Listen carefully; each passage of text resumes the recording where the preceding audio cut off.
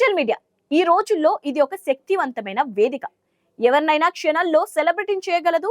అదే సమయంలో నిమిషాల్లో అప్రతిష్ట పాలు చేయగలదు. ఇది రెండు వైపులా పదునున్న కత్తి లాంటిది. ఒకవైపు అనంతమైన అవకాశాలు, గుర్తింపు ఉంటే మరోవైపు విమర్శలు, ట్రోల్స్ తో జీవితాలను నరకంగా మార్చేసే ప్రమాదం పొంచి ఉంది. నిన్నటిదాకా వెలుగు వెలిగిన వారు నేడు చీకట్లోకి నెట్టబడటానికి సోషల్ మీడియానే కారణమవుతోంది. తెలంగాణకు చెందిన భర్రెలెక్క, జాను లిరిల జీవితాలు ఇందుకు ప్రత్యక్ష ఉదాహరణలు. సోషల్ మీడియా ద్వారా అనూహ్యమైన పాపులారిటీని సంపాదించుకున్న ఈ ఇద్దరు మహిళలు ఇప్పుడు అదే వేదిక ద్వారా తీవ్రమైన వేధింపులు, ట్రోల్స్ ను ఎదుర్కొంటున్నారు. వారి కథలు సోషల్ మీడియా కఠోరమైన వాస్తవాన్ని మన కళ్ళ ముందుంచుతున్నారు.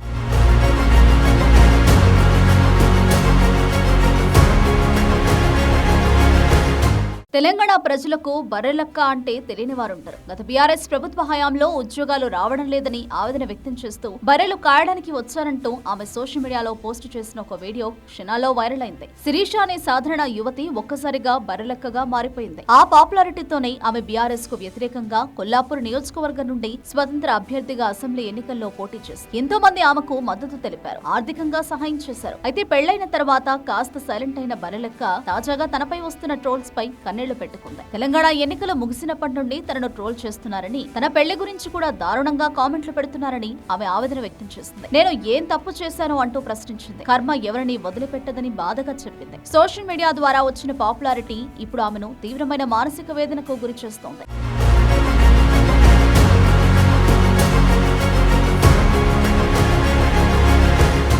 మరోవైపు జాను లిరి తన జానపద పాటలు, హుషారైన డాన్స్లతో సోషల్ మీడియాలో ఎంతో మంది అభిమానులను సంపాదించుకుంది. యూట్యూబ్ లో ఆమె ఫోక్ సాంగ్స్ కు వేసే స్టెప్పులకు లక్షల వ్యూస్ వచ్చేవి. ఆ తర్వాత జీ సెలబ్రిటీ స్పెషల్ 2 షోలో విజేతగా నిలిచి మరింత పాపులర్ అయింది. 10వ తరగతిలోనే పెళ్లి చేసుకున్న జానుకు ఒక కుమారుడు కూడా ఉన్నాడు. భర్తతో విడాకులు తీసుకున్న తర్వాత ఆమె తన జీవితాన్ని కొత్తగా ప్రారంభించడానికి ప్రయత్నిస్తోంది. అయితే జాను ఏం చేసినా సరే కొందరు ఆమెను నిందిస్తూ, విమర్శిస్తూనే ఉన్నారు. ఇటీవల ఆమె ఒక మంచి వ్యక్తి తగిలితే రెండో పెళ్లికి కూడా సిద్ధమే అని చెప్పడంతో దానిని కూడా తప్పుగా చిత్రీకరిస్తూ ఆమెను దారుణంగా ట్రోల్ చేస్తున్నారు.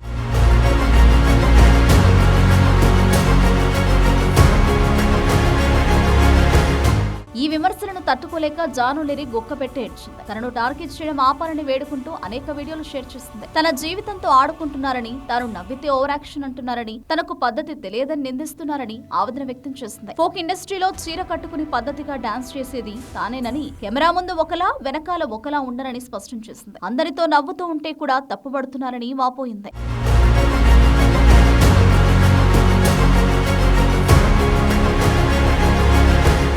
ఇన్స్టాగ్రామ్ లో తన వాయిస్ కు అసభ్యకరమైన మాటలు జోడిస్తున్నారని, అవి తన కొడుకు చూస్తే ఎలా ఉంటుందని ఆందోళన చెందింది. తప్పు అని అందరికీ చెప్పేదాన్ని, కానీ ఇప్పుడు ఆ బాధ ఏమిటో అర్థమవుతోందని, వాళ్లు పడే బాధల వల్ల చనిపోవట్లేదు, మీరు చేసే రచ్చ తట్టుకోలేక చనిపోతున్నారని ఆవేదన వ్యక్తం చేసింది. తన వల్ల కావడం లేదని, ఓపిక నశించిందని, తన బాధ ఎవరికి చెప్పుకోవాలో కూడా అర్థం కావడం లేదని నిస్సహాయతను వ్యక్తం చేస్తుంది. తన కొడుకును బాగా చదివించి మంచి స్థాయిలో చూడాలనుకుంటున్నారని, కానీ అప్పటి వరకు తాను బతకనని అర్థమవుతోందని, మధ్యలోనే చనిపోతానని విలపించింది.